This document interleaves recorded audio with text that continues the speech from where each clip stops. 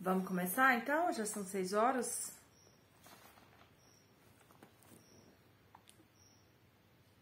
Meu irmão não entrou. Quem que pode fazer a leitura? Hoje nós estamos em Atos, capítulo 2. Vou ler, peraí. Pra achar aqui. Hoje é dia 10? 10, isso, 10 de junho. Então vamos lá. 10 de junho, capítulo Atos dos Apóstolos, capítulo 2, verso 1. Ao cumprir-se o dia de Pentecostes, estavam todos reunidos no mesmo lugar. De repente veio do céu um ruído, como que de um vento impetuoso, e encheu toda a casa onde estavam sentados. E lhes apareceram umas línguas como se de fogo, e se distribuíam, e sobre cada um deles pousou um. E todos ficaram cheios do Espírito Santo, e começaram a falar noutras línguas, conforme o Espírito lhes concedia que falassem. Habitavam então em Jerusalém judeus, homens piedosos de todas as nações que eram debaixo do céu. Ouvindo-se, pois, aquele ruído, ajuntou-se a multidão e estava confusa, porque cada um os ouvia falar na sua própria língua.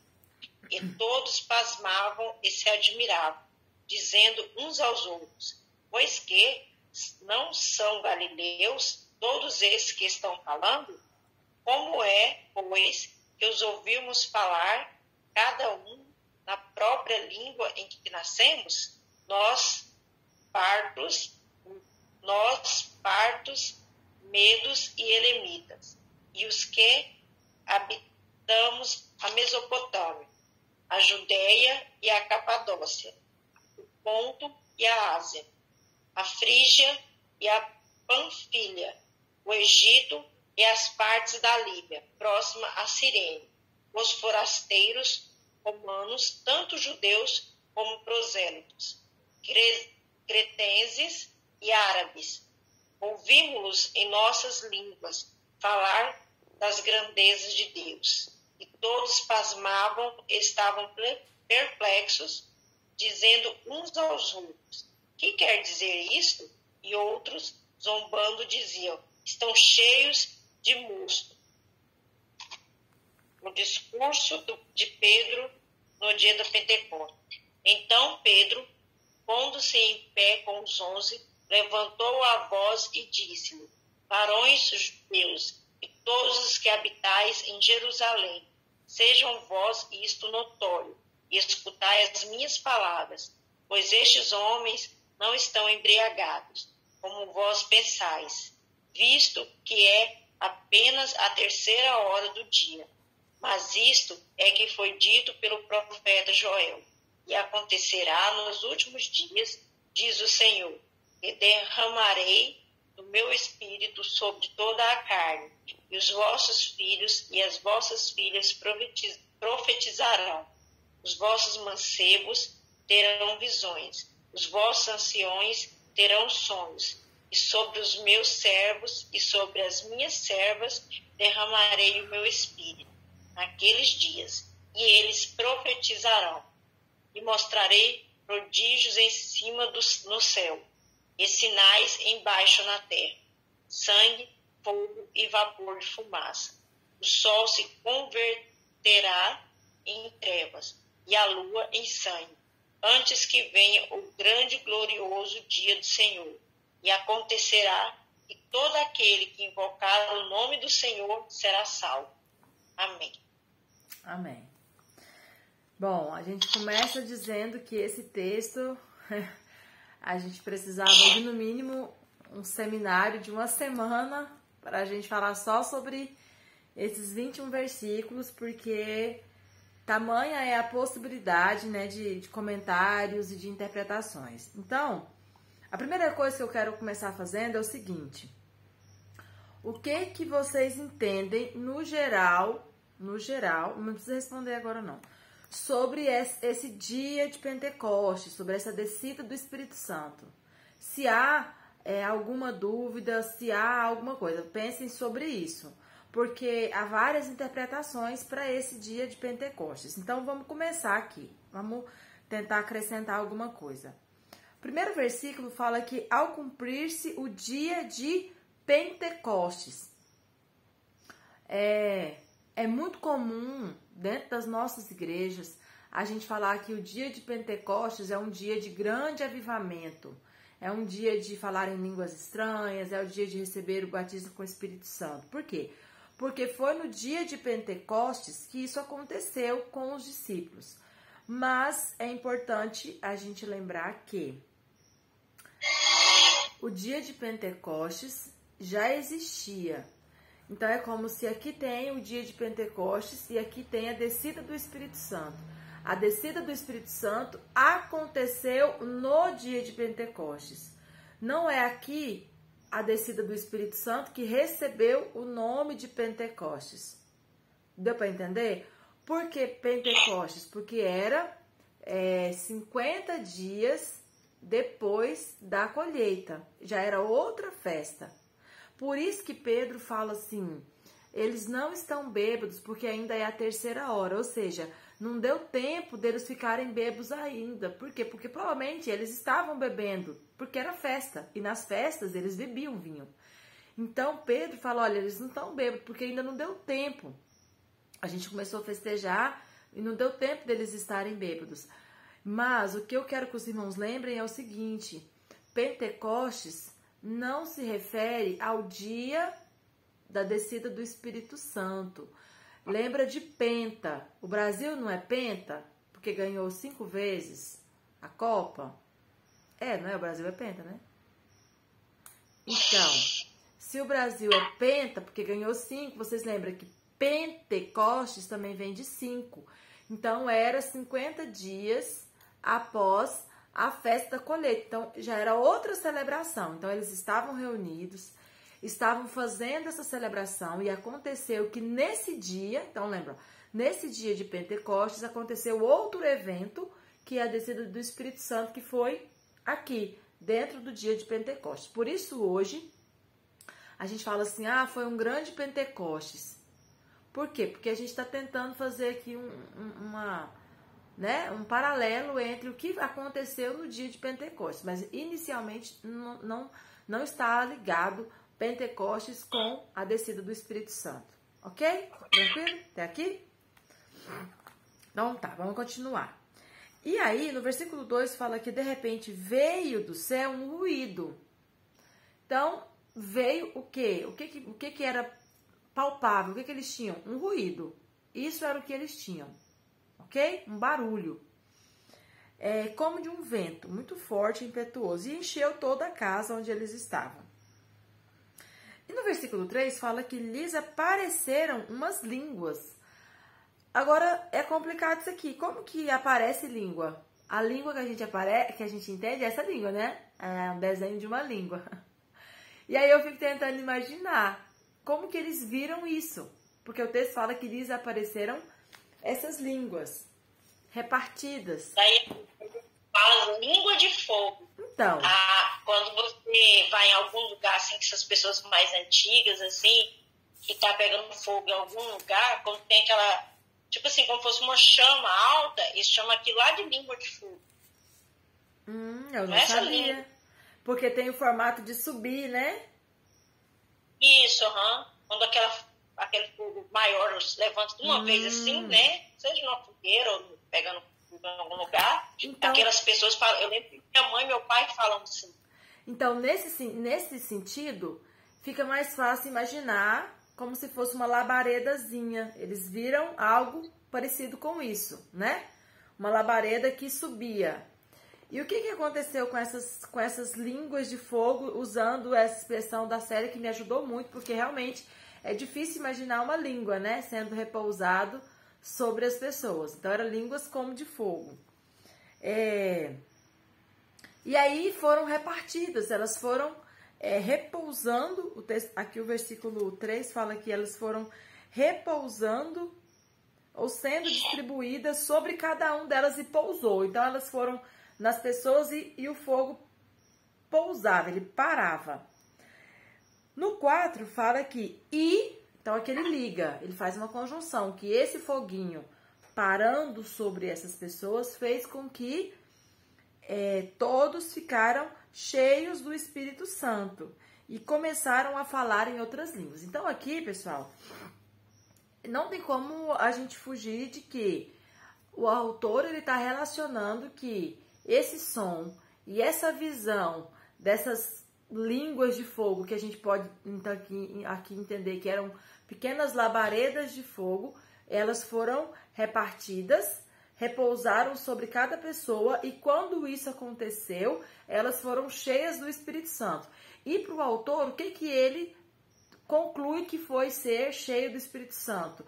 Lembrando que ser cheio do Espírito Santo, quando a gente lê a Bíblia toda, vai muito além do que aconteceu aqui. Mas aqui o autor ele tenta dar um exemplo do que foi ser cheio do Espírito Santo. E aí aqui ele fala que eles foram cheios do Espírito Santo e começaram a falar em outras línguas, conforme o Espírito lhe concedia que falasse. Então, o que há em consenso aqui é que todos os estudiosos da Bíblia concordam que o fenômeno sobrenatural aqui foi o fato deles terem a capacidade de pregar, de evangelizar nas línguas originais das pessoas que estavam ali.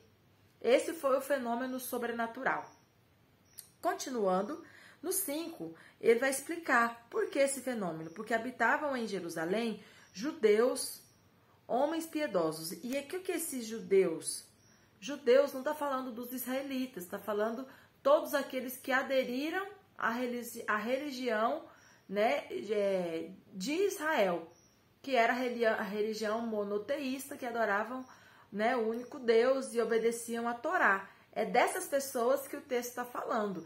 E aí ele vai explicar que dentre essas pessoas existia um grupo muito grande de pessoas que não eram israelenses, não eram hebreus, né? Seria a melhor palavra. Aí lá no 9 ele vai falar quem eram essas pessoas. Olha, os partos, os medos, elamitas, os da Mesopotâmia, da Judéia, da Capadócia, do Ponto, da Ásia, da Frígia, Panfilha. 10.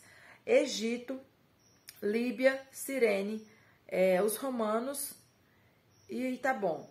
Não, e os cretenses e os árabes. Então, deu aqui por alto 16 línguas, 16 povos. Pode ser que nem todos tivessem línguas diferentes? Pode ser.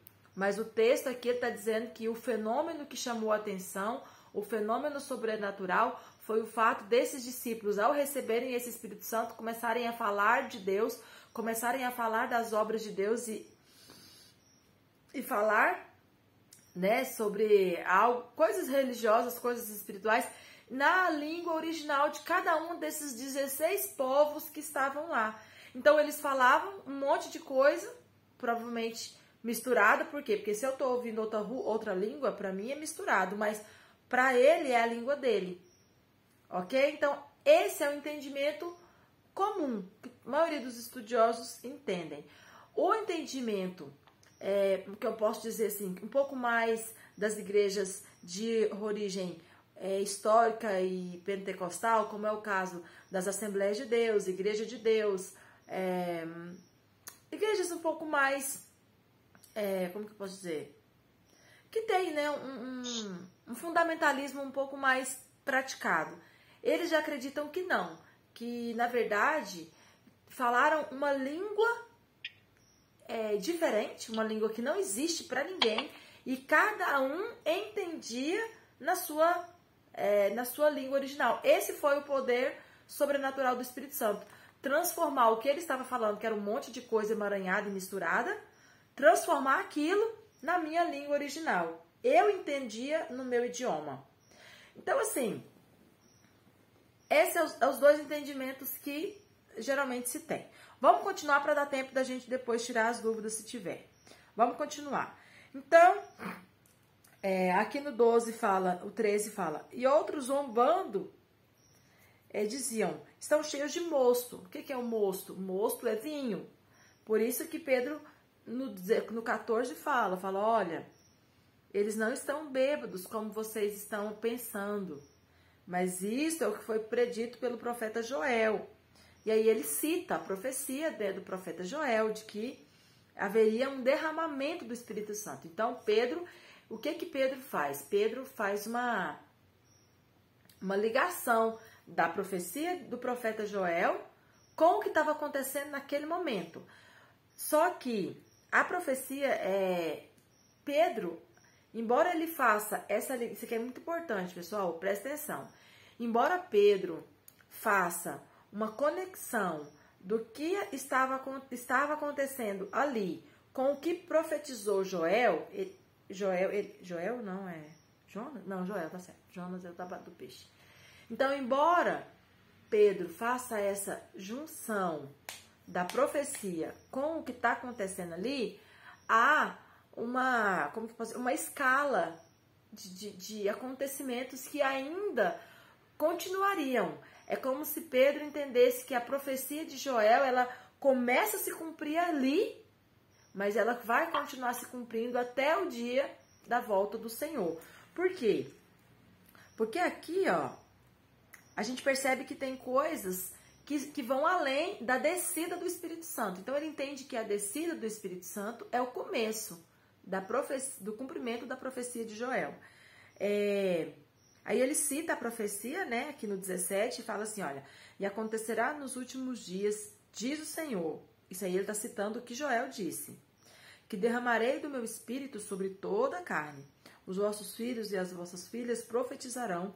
Os vossos jovens terão visões, mancebos jovens, tá? Os vossos anciãos, ou seja, os idosos, terão sonhos. E sobre os meus servos e sobre as minhas servas derramarei do meu espírito naqueles dias e profetizarão. Então, Pedro entende que o derramar do Espírito e essa profecia começou agora, hoje. Ele falando, gente, hoje o que vocês estão vendo, esse fenômeno sobrenatural de ver, porque eles podiam ver essa língua de fogo, percebe? Eles podiam ver, porque o texto fala que eles viram repousar. Então, eles podiam ver algo diferente. Pode ser que ele não conseguiu descrever o que ele via e descreveu dessa forma para tentar explicar o que ele via, mas eles viram alguma coisa e após ver, aconteceu algo totalmente diferenciado do que era costumeiro acontecer. E aí Pedro fala, olha, isso é o cumprimento da profecia. E aí, no 19, continuando citando Joel, ele fala, olha, e mostrarei prodígios em cima no céu e sinais embaixo na terra. O que estava acontecendo era um sinal? Era um prodígio? Sim ou não? Responde aí. Sim ou não? Sim, sinal. Sim, então começou. Pedro entende que essa profecia já está se cumprindo. Só que daí ele começa a falar assim, olha, quais são os sinais, né? Vai acontecer vários sinais. Aí ele começa a citar sangue, fogo, vapor de fumaça, que a gente, né, não entende bem o que ele está querendo dizer. O sol se converterá em trevas, a lua em sangue, antes que venha o grande e glorioso dia do Senhor. Agora, outra pergunta. Sangue, fogo e vapor de fumaça aconteceu naquele momento que Pedro está pregando? Aconteceu isso, sim ou não? E aí? Não aconteceu. Então aqui a gente tem um consenso que aconteceu um pouco do que Jonas profetiza, mas não tudo. Jonas não, Joel. Então Pedro entende que começou, mas não terminou. Então essa profecia ainda está em andamento. E aí, no versículo 21, ele fala, e acontecerá, ou seja, como se estivesse dizendo assim, e o final disso tudo, a conclusão dessa profecia, é que todo aquele que invocar o nome do Senhor será salvo. Então aqui, por que eu disse que a gente gastaria assim muito tempo? Por quê? Porque é como se Pedro tivesse entendendo que o derramar do Espírito, ele começou agora e ele tem uma ação que vai continuar até que venha o dia do Senhor. Então ele entende que esse mover ele vai demorar muito tempo na terra. Porque perceba que ele relaciona toda a profecia de Joel. Sangue, vapor, fumaça, o sol se escurecerá, a lua se tornará em sangue, o sol se converterá em trevas. Então, ele entende que toda essa profecia está vinculada com, o tempo, vai passar pelo tempo. E por que a gente entende que ele fala que todo que invocar o nome do Senhor será salvo? Porque justamente é um tempo onde todas as pessoas terão a oportunidade de conhecer Jesus. E eu creio que aqui Pedro, ele tinha um pouco de consciência de que ele estava vivendo um momento circunstancial e que esse momento não era único, não era um momento isolado. E que eles teriam outras experiências, outros momentos, a história da pregação do evangelho não ficaria ali. Eu creio que Pedro ele tinha um pouco dessa consciência, baseado naquilo que Jesus já tinha ensinado, baseado nas experiências que ele próprio tinha com Jesus. Então eu creio que ele tinha essa consciência que tipo assim, olha, nós estamos vivendo aqui agora simplesmente o pontapé. É como se fosse o chute da bola. O jogo vai começar. Eu tenho para mim que Pedro tinha um pouco dessa noção. Agora nós vamos começar. E vai acontecer muita coisa.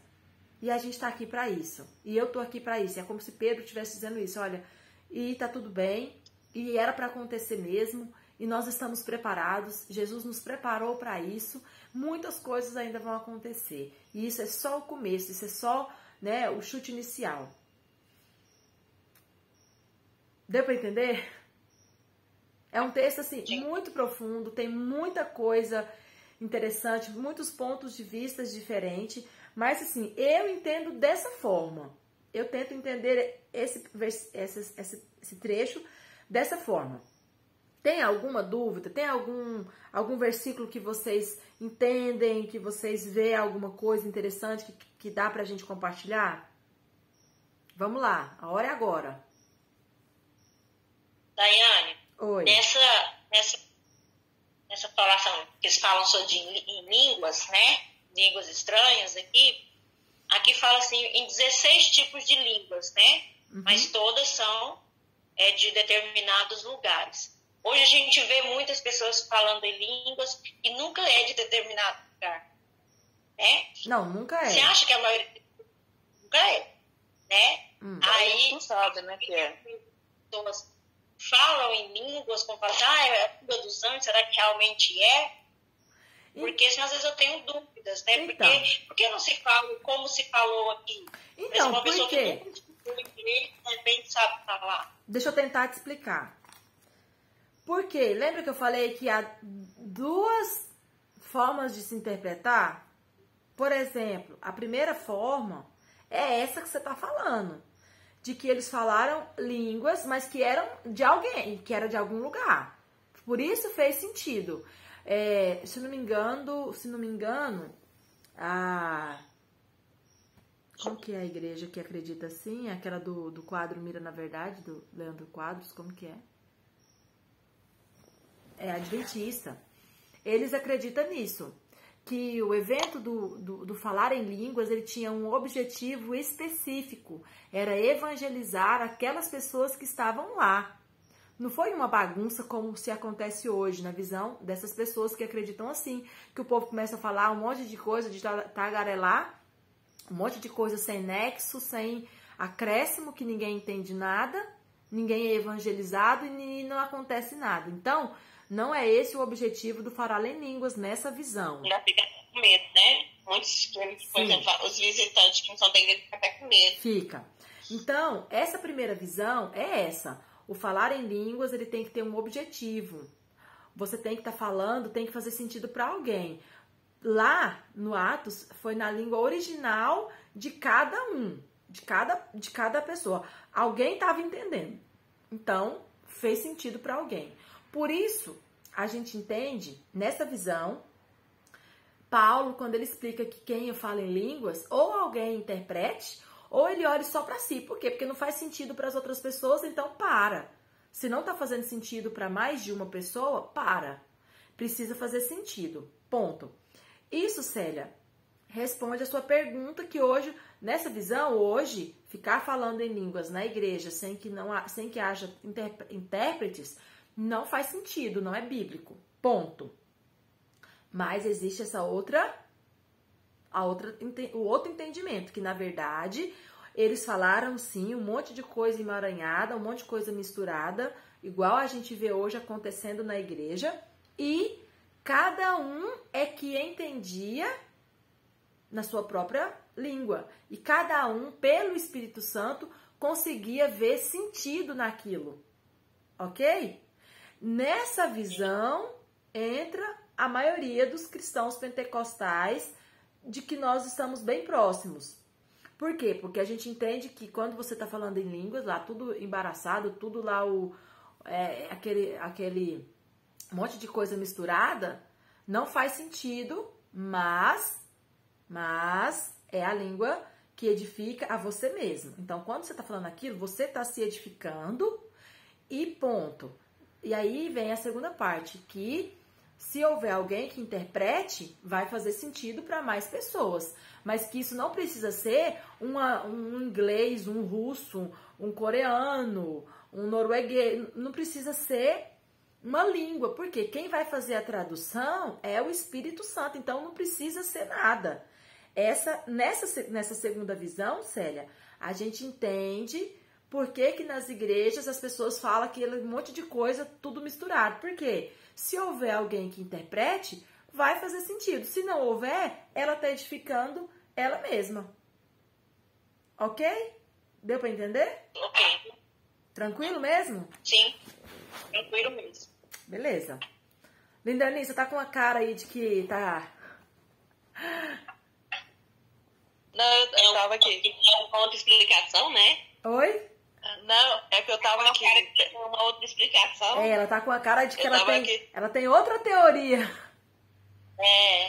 Não, é que eu tava aqui pensando, eu fui na Tati ontem, a Tatiana. E ela era daquelas amigas que a gente começa a conversar e já fala de Bíblia, né? Eu brinco que é a minha amiga da Bíblia, que a gente sempre conversa. E lendo a questão do Pentecoste, né? A questão da descida do Espírito Santo, e a gente falava justamente dessa questão. De por ter vindo a descida, por falar em língua, as pessoas acharem hoje em dia, algumas pessoas, que porque não há manifestações, ou grito, ou pulo, ou falar em línguas, a pessoa, por exemplo, não tem o Espírito Santo, ou está fraca, ou está... né? Então, hoje em dia tem essa confusão. Aí eu estava assim, porque eu estava lembrando que nós estávamos falando justamente disso, né?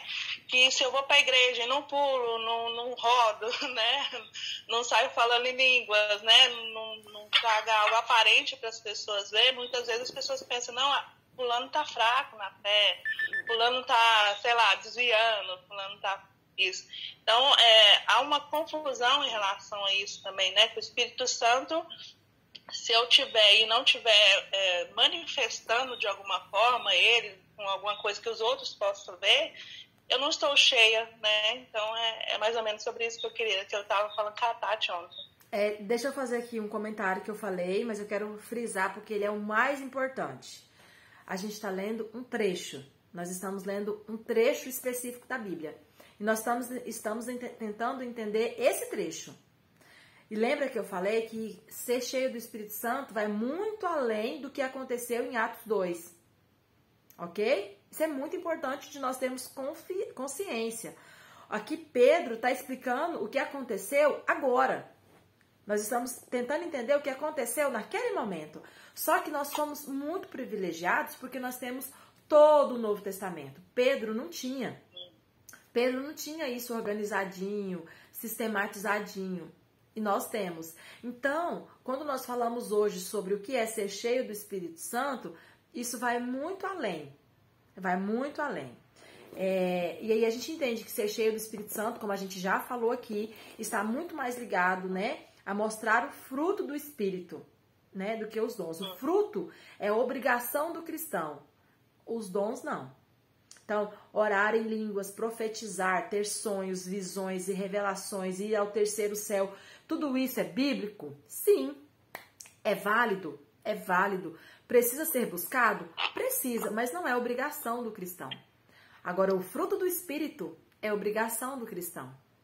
E aí é onde a gente precisa ter uma visão macro. Nós estamos falando de um trecho específico, que foi o que aconteceu em Atos capítulo 2.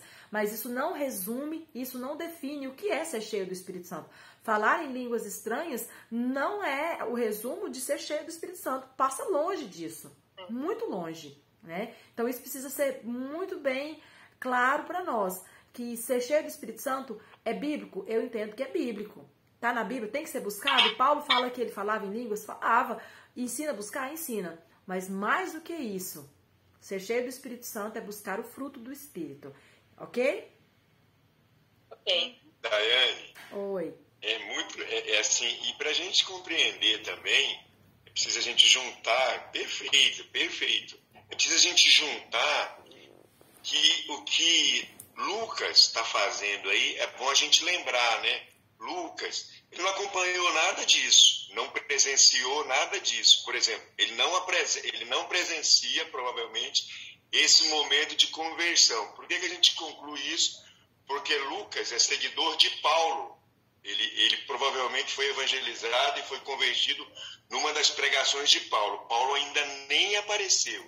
Então, ele não é testemunha visual desses acontecimentos. Ele ouviu e está narrando. E aí, aquilo que você disse muito bem.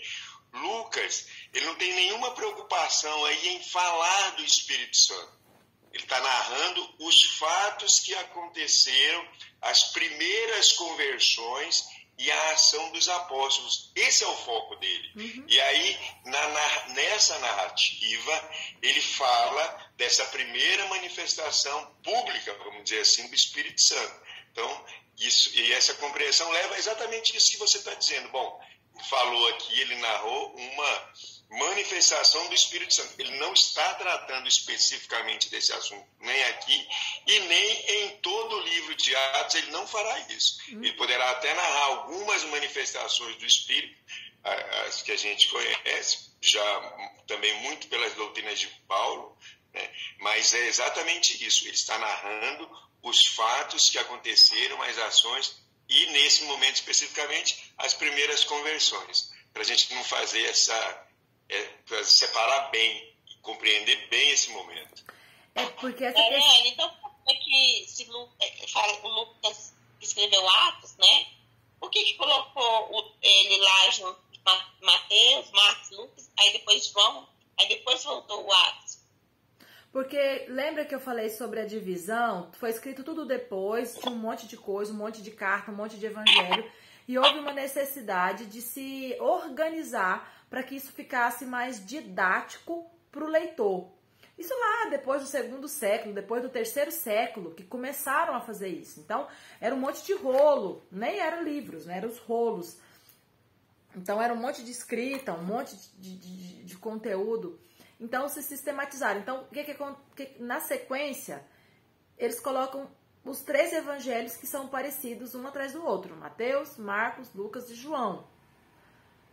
Depois, vem Atos. Por quê? Porque João, embora seja diferente dos 3 evangelhos, ele é mais parecido com o evangelho do que com Atos. Você concorda? Então ele fica ali. Mas essa divisão, a irmã Dineuza, ela não tem assim, um critério de importância, não tem um critério de cronologia, é mais um critério sistemático. Tanto é que em Atos, se a gente fosse ler Atos na cronologia certa da Bíblia, a gente tinha que parar tipo assim, você lê 2 versículos, para e lê uma carta. Lê um capítulo, 2, para e lê outra carta. Por quê? Porque as cartas, elas estão entremeadas em Atos. Ok? Só que tudo isso foi sendo escrito posteriormente. E como o irmão João falou, Lucas ele escreve Atos para dar uma sequência lógica para o leitor. Ele não para ficar explicando o que aconteceu quando Paulo foi em tal lugar, em tal lugar, em tal lugar. Ele cita algumas coisas. E aí, depois, né, Paulo, com as cartas, ele explica detalhadamente alguns episódios. Então, por que tá Mateus, Marcos, Lucas, depois João, depois volta a Atos? Porque João, ele está mais próximo dos evangelhos dentro da sua característica.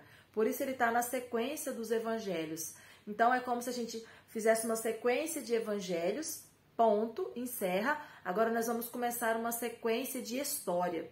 Por isso que Atos é um livro histórico. Perguntinha aí, qual é o livro histórico do Novo Testamento? Atos, somente Atos. Por quê? Porque ele tem esse objetivo de contar a história da igreja. Como a igreja começou, como foi as primeiras coisas. Perceba que tudo vai ser o início. O início da igreja, o início do Espírito Santo, o início do diaconato, o início dos líderes, o início, entendeu? De tudo que acontecia está em Atos. Por quê? Porque ele registra esse começo. Por isso chama Atos, ações dos apóstolos. Tipo assim, é como se Lucas estivesse querendo dizer assim, tá, Jesus morreu, ressuscitou, foi para o céu. E agora, o que vocês vão fazer? Agora a batata quente está na mão de vocês. Por onde vocês vão começar? Eu vou começar a escrever. É mais ou menos isso que Lucas faz. Ele joga o cenário, ele joga as luzes para os apóstolos. E fica ali tentando, né? Tentando, né, no sentido de figurado aqui que eu digo, tentando criar uma linha lógica de acontecimentos para ele registrar. E aí é isso que ele faz. Ele volta os olhos agora para os apóstolos. Os olhos até Mateus, Marcos, Lucas e João estavam voltados para Jesus. O que Jesus fez, onde ele foi, como ele andou, como ele falou, onde ele entrou, onde ele saiu. Agora, Jesus sai de cena. Então, Lucas volta os seus olhos agora para os apóstolos. Por isso o nome Atos de quem? Dos apóstolos. Agora, quem está em cena, quem está sendo evidenciado são os apóstolos. A pessoa de Jesus já não está em cena. Deu para entender? Sim. Sim? Mais algum comentário? Tem algum versículo aí que vocês acham interessante, que vocês queiram comentar?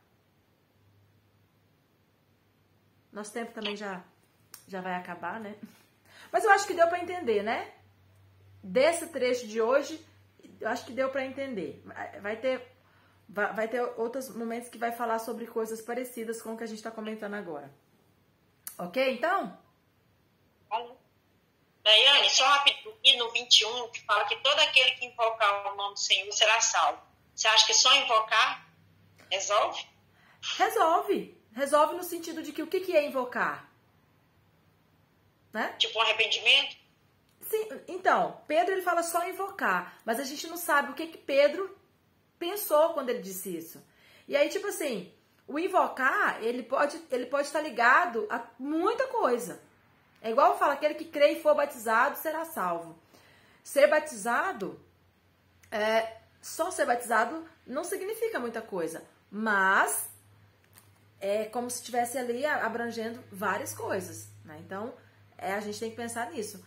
Só invocar, depende. Se você achar que só invocar e falar Senhor, pode ser que não, mas pode ser que invocar esteja abrangendo aqui vários outros comportamentos. Então, eu creio que é mais ou menos nesse sentido, ok? Beleza? Deus abençoe. Até amanhã. Nosso tempo vai acabar.